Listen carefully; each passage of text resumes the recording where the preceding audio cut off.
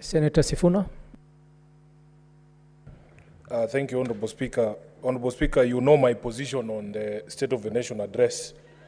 I have always held the position that the state of the nation is the state of a people, and that I personally do not trust the current president to paint the true picture of the state of the people. And again, this year, Honorable Speaker, because of that doubt in my mind, I chose not to attend the State of the Nation. Honorable Speaker, there is usually a disconnect when you listen to the president from his words, between his words and the actions of his government.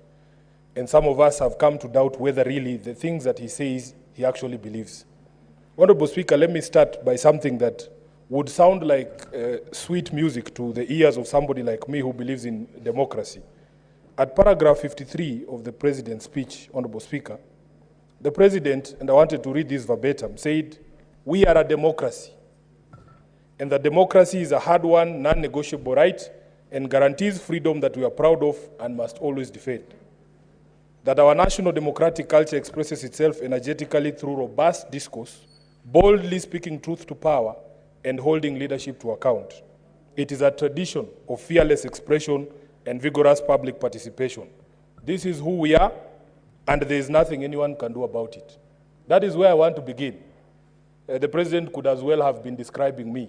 We are who we are. We believe in this democracy, we'll fight for it, and there's nothing anyone can do about it. The question in my mind is whether the president actually believes in the words that he spoke. Honorable Speaker, if you go to another thing that he said that sounded like music to ears of the people who actually believe in democracy and participation of the people, he said that he had learned through the hard as well as customary ways that listening is a full-time occupation of leadership, and that all questions asked by the people must be answered thoroughly and in full. The question we ask ourselves is whether he actually believes the words that came out of his mouth, that he's a listening president, number one, and that all questions asked by the people have been answered by his administration thoroughly and in full. And I want to make the quickest example here. Over the past year, following the protests that we've seen in this country, there are families still asking questions of this government. They're asking questions about what happened to their loved ones. They're asking questions about people who have been missing for a long time. And even in this particular speech, the president never provided any answers. Honorable Speaker, you go to paragraph 6. He says he desired to respond to the most pressing concerns that have been raised by Kenyans of all walks of life. And he went ahead and framed what, in his opinion, were the most pressing concerns that have been raised by Kenyans. And again, the question becomes, after framing those things and elaborating them very clearly, did he even, in his own speech, respond to the things that he had said were the most pressing concerns of Kenyans from all walks of life? Honorable Speaker, the president asked the question, number one, whether leaders understand the pain and struggles of the people. This is in paragraph 7 of his speech. I do not know whether he answered that question, but for me, and the feedback that I received from the people of Nairobi that I represent, is that we as a leadership, a political leadership, do not understand what Kenyans are going through. And it shows even in the sort of proposals that we put forward in order to solve some of the issues that have been raised by the people. The second question he framed was whether policies in the education sector are working.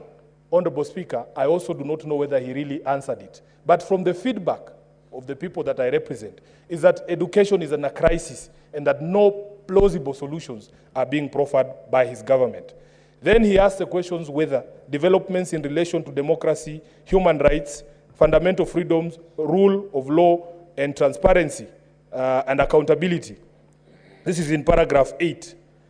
Whether the direction of developments in relation to these issues is positive or negative. Again, Honorable Speaker, I don't know whether he answered it, because in the speech, I personally did not find an answer that is a true reflection of the situation on the ground, and some of the issues that Eddie has spoken here to point to a direction in direct opposite from the direction we should be going when it comes to issues of democracy, human rights, fundamental freedoms, the rule of law, transparency and accountability. He also asked the question whether policy and his administration is only in furtherance of service delivery or just in aid of political strategy. Many people that I speak to, Honorable Speaker, believe that everything this administration does has nothing to do with the lives of Kenyans. They are only looking for the political outcomes, and especially putting the president in a position that he can vie for re-election in 2027. Honorable Speaker, then of course, as I expected, he spent a considerable amount of time looking back to the situation that he inherited when he came into power. And this is again something that even in my previous debate on his speech last year, we said we want to encourage this administration to be forward-looking.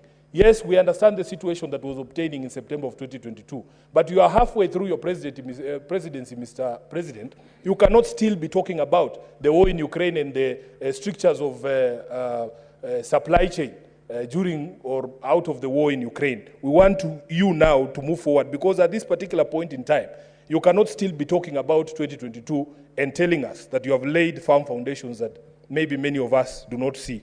Honorable Speaker, of course there were issues with some of the figures that were being thrown around in his statement. For instance, he claimed that inflation at the point he took over in September of 2022 was at 9.6%. Massaging of those numbers, whether it is by a small margin or not, is aimed to achieve a certain end, that the perspective is to be painted that he inherited things that were so bad, but that he has brought them back to life. In fact, statistics from the Kenya National Bureau of Standards show that inflation was at 9.1. A difference of 0.5 is not a small difference. Honorable Speaker, he also made a very bold claim that the foreign exchange revenues the foreign exchange reserves have risen to the highest in the last 10 years. That is just not true. If you look at the CBK report, Honorable Speaker, the highest we have had in terms of foreign reserves was 10.01 billion shillings as at 30th of May 2019, which was less than 5 years ago. So it simply is not true that the reserves are at the highest in the last 10 years.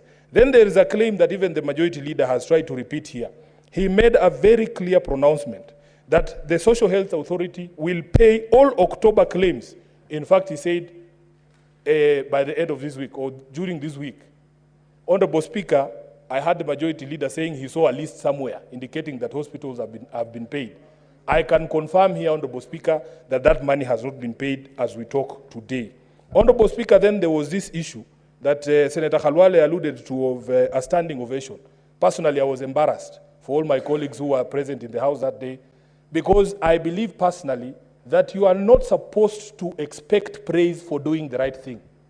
You are not supposed to expect praise for doing the right thing.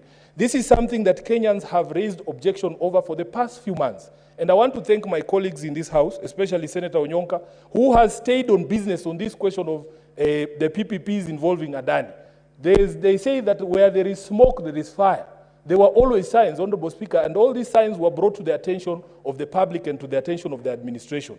There was a point at which Adani's accounts in Switzerland were frozen, and we brought it up in committee, the Committee of Transport, when we were discussing the JKIA deal. But nobody was listening to us. As late as hours before the President's address, the Cabinet Secretary for Energy was appearing before the Energy Committee of this House. And he was insistent that even in light of the new information that he had gotten of the indictment in the US of the Adani directors, that the thing would still go on. Honorable Speaker, if there is something that we have learned about the Adani debacle, is that if we stick to the principles in Article 10 of the Constitution, we will never get it wrong.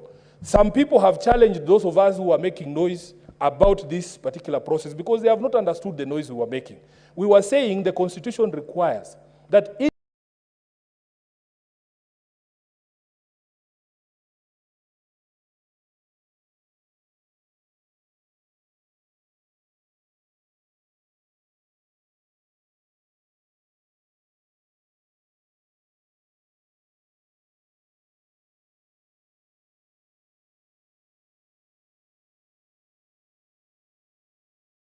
even as possible, and disclose when you receive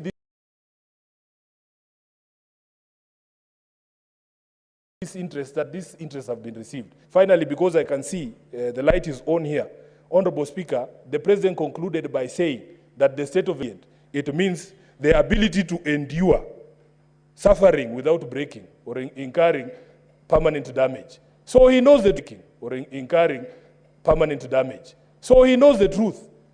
He knows the truth that he has stretched Kenyans to the end, but he knows that we will not break because we are like the proverbial donkeys